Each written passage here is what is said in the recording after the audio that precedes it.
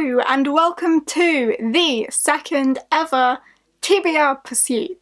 If you are new here and you have no idea what TBR Pursuit is, I will link my October TBR Pursuit down below in the description for you to check out, where I basically go through and explain everything and then show you my October TBR. But to wrap it up as quickly as I can, TBR Pursuit is my TBR board game based on Trivial Pursuit, where I have a little pie, go around the board, pick up question cards. The question cards correlate to books, genres, name a book that has this, pick a book that has that, blah blah blah, so that I'm basically doing a mini readathon every month. This is my board, and each colour correlates to a genre, etc, etc.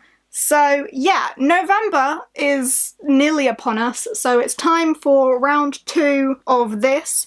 But November is a little bit special because it is also Believathon in November, so I will be trying to get as many greens as I can, because green, if we look here, green is my middle grade category, so I want greens so that I can fit my Believathon TBR into my TBR Pursuit TBR, because I want to mush them together. If you do not know what Believathon is a month-long readathon in November hosted by Gavin from Gavin Hetherington. I will link him down below. He's put so much work into this readathon. It's gonna be really freaking cool. I love children's books myself. Middle grade books are one of my favourite sorts to read, so I'm really excited for this. I have got books in mind that I want to read for Believathon, so I will be, as I say, trying to fit as many of those into this as I can, and then the ones that I can't fit in we will go through at the end. So as well as TBR Pursuit, you're also getting my Believathon TBR here as well. I've got my board, I've got my dice, I've got my question cards, which you guys did help me fill in, so I now have a few more question cards that have been bulked out thanks to you. Again, if you have any more questions, suggestions, then drop them down below.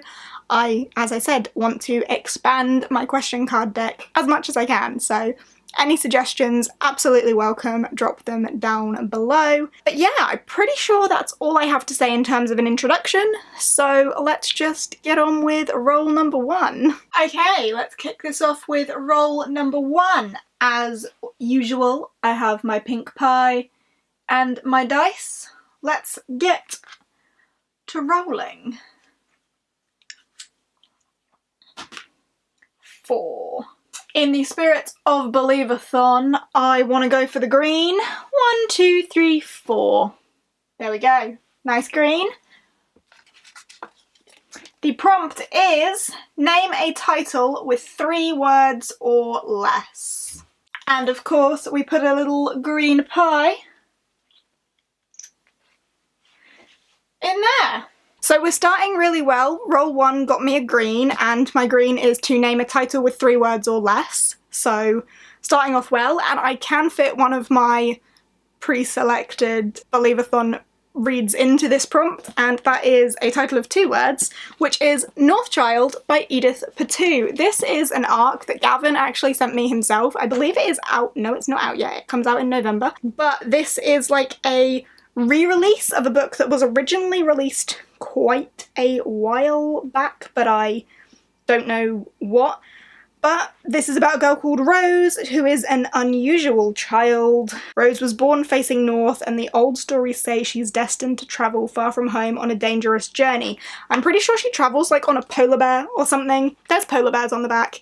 It gives me polar fantasy vibes, which everyone knows is one of my favourite things, so I'm really excited to read this. It's quite a chunker for a middle grade, so yeah, I am eager for this and starting my TBR very well. Roll number 2. 5.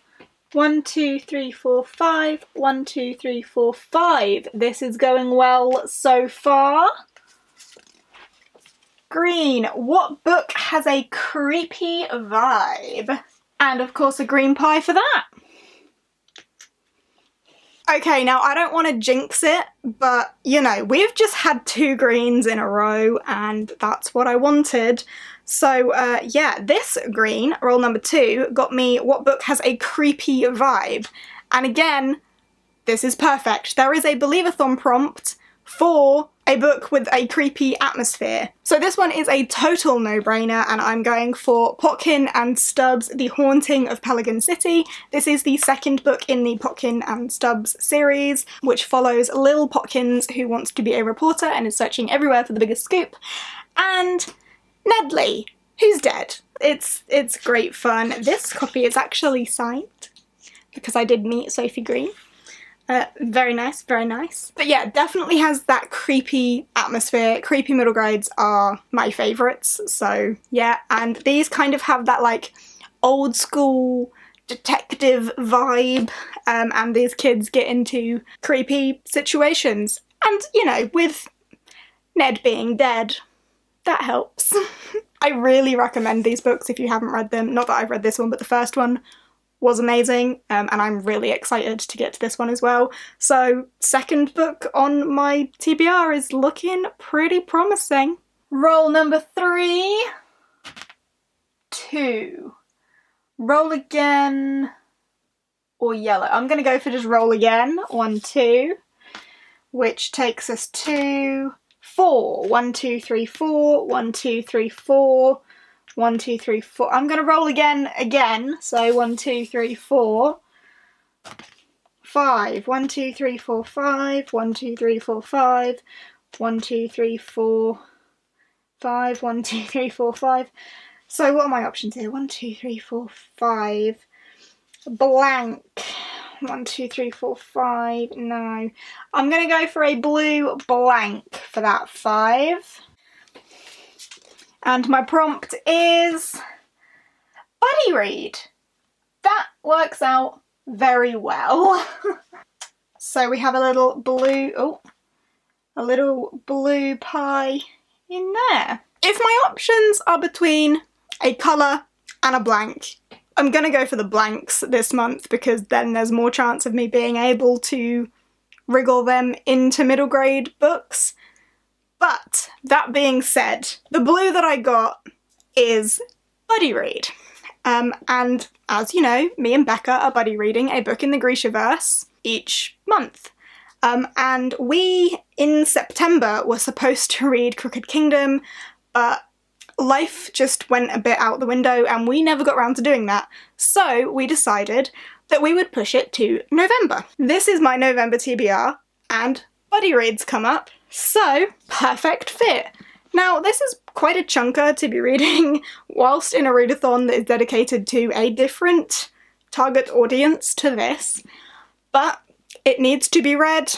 The TBR has dictated that a buddy read shall be here. I mean, I was going to have to read it anyway, so really, squeezing into this works out very well for me, so yeah, Crooked Kingdom. If you're unaware, this is the sequel to Six of Crows by Leigh Bardugo. Me and Becca are buddy reading a book in the Grishaverse each month, and this is the second to last one for us, I believe. We're nearly there. But yeah, I didn't love Six of Crows. I didn't hate Six of Crows.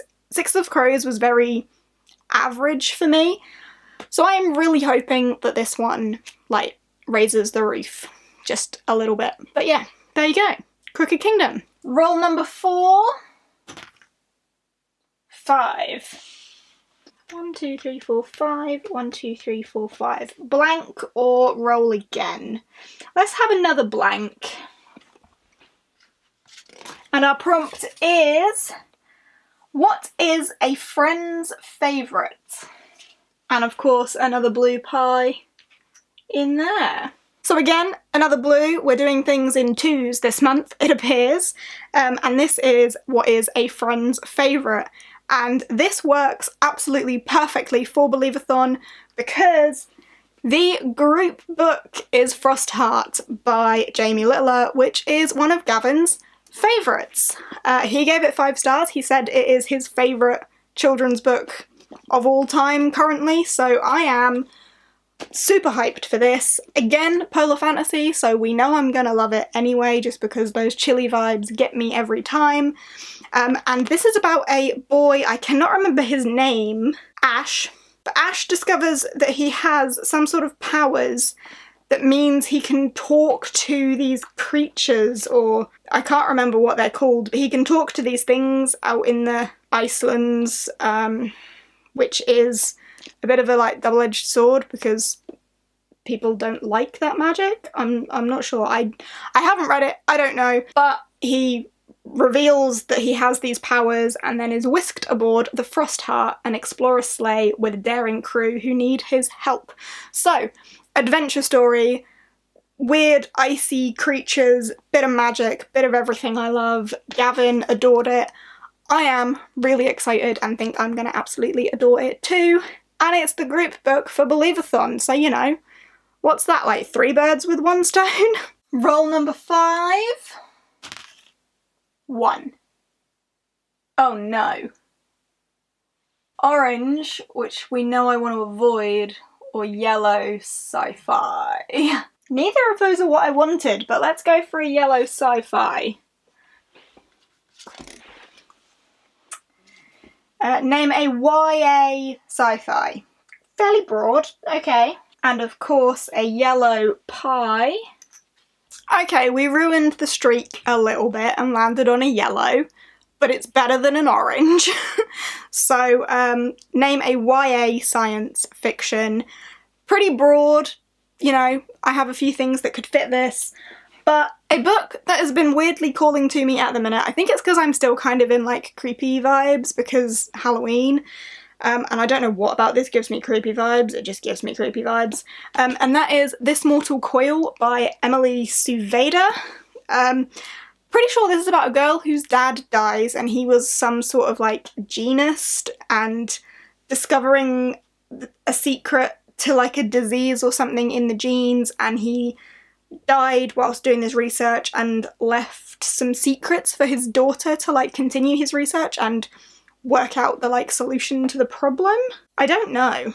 Oh wow, I think I was pretty accurate with that. But yeah, this just gives me creepy vibes and I want to read it. So I'm not too mad about this coming up. I mean, it doesn't fit the readathon and it's not an essential read like Crooked Kingdom was, but I want to read it. So I'm not too mad about this. We'll take it. We'll take it. And then our last roll.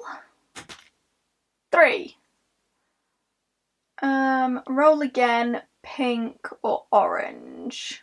This is my last shot for another green, so I'm gonna go roll again. And that gives me 3 again. Blank, yellow or purple. Let's go for another blank, because I can morph them the best. So my blank is name a 5-star prediction. Okay. Okay. And then lastly, the little blue pie.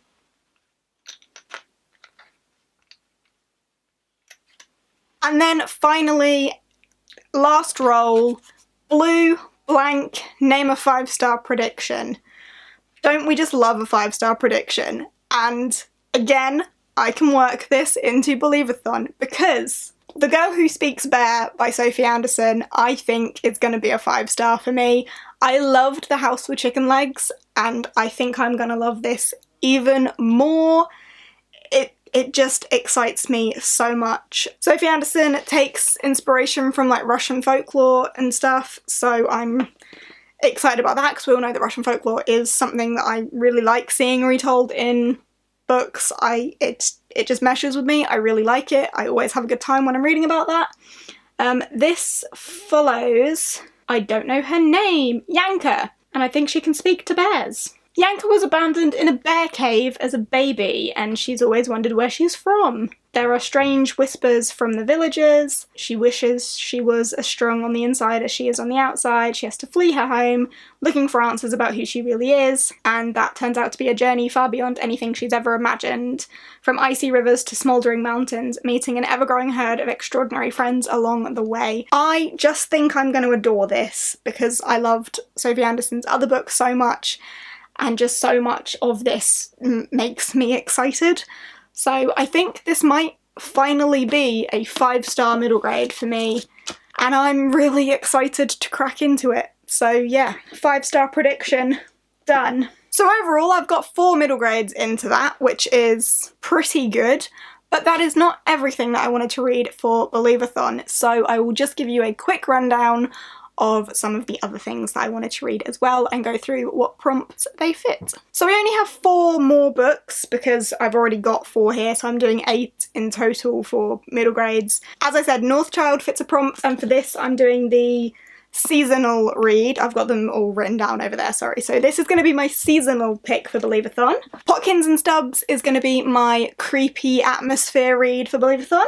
The Girl Who Speaks Bear is going to be my book with an animal character for Believathon. And of course the Believathon group book, Frostheart, which I'll be reading for Believathon. So that's what those 4 are for. Then for the book featuring magic, I'm going for The Last Spellbreather by Julie Pike. This is about a young girl who is the last spellbreather of her village. Pretty sure she's like never been into it much. Or what happens in this? Yes, she loathes the hours of practice, stacking scrolls, snapping mud devils, blah blah blah blah blah.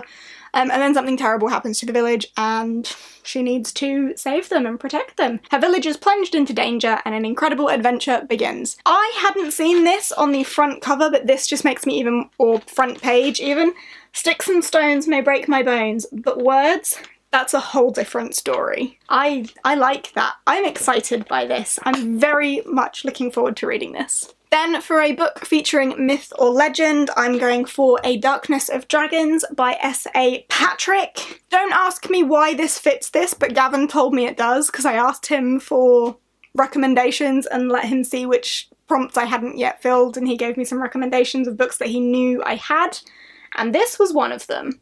So I don't know what myth or legend this fills, but I'm excited about it. I don't know what it's about. I don't think I want to know what it's about. Just A Darkness of Dragons is enough for me, and if you want to know more, watch my vlogs when I read it.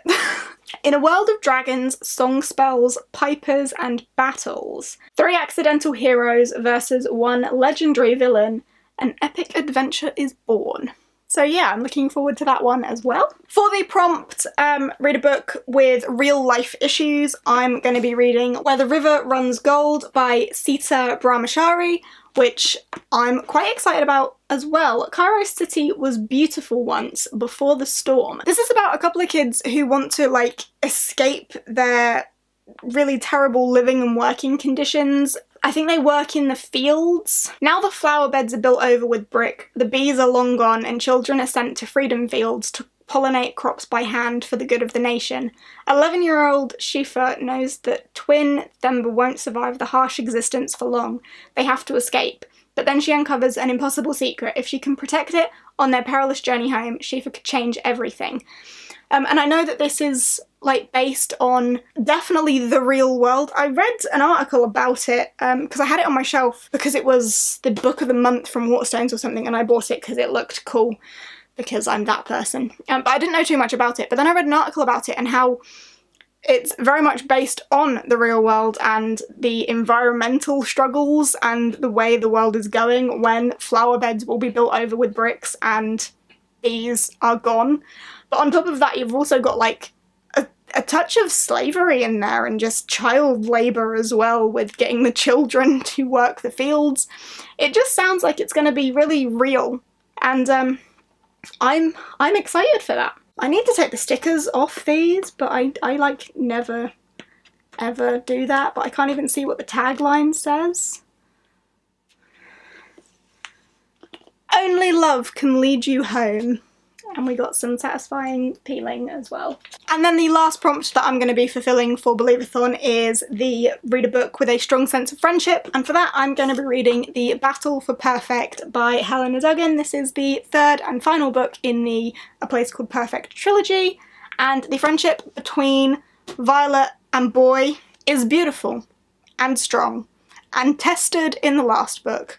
It's a tested friendship. I love it. This series again is kind of creepy, so could also fit for that like creepy twist, you know, atmosphere of creepiness vibe. It could fit for that as well. But yeah, I'm super duper excited for this. This series is a bit weird, very Coraline-esque. Follows a girl called Violet when she moves to a town called Perfect, and things are a bit dodgy. So yeah, I'll be trying to get to that one as well. So this is my Believathon stack. We've got 8 books here. Oh, can I balance this? Because on top of these 8, we've then got my YA sci-fi and my buddy read of Crooked Kingdom. So this is my November TBR. Am I insane? I think I might be. So yeah. Please wish me luck with all of this. I mean, I'm super excited for almost all of them, which is always a good thing. I don't think TBR Pursuit was necessarily mean to me. I mean, I could have done with getting another one of my Believathon picks in there, really. Maybe we could have done without that YA sci-fi, but I'm looking forward to it anyway. So yeah, I feel like this video is going to be really long, so I apologise for that. But there is my November TBR. If you are participating in Believathon, best of luck to you. If you are not, I think you should. And as I say, I've linked Gavin down below for all of the middle grade children's literature goodness. Yay! Okay, that's that. Thanks for watching. If you want to know how I'm doing with TBR Pursuit, be sure to check into the vlogs along the way, and I will see you in the next one. Bye!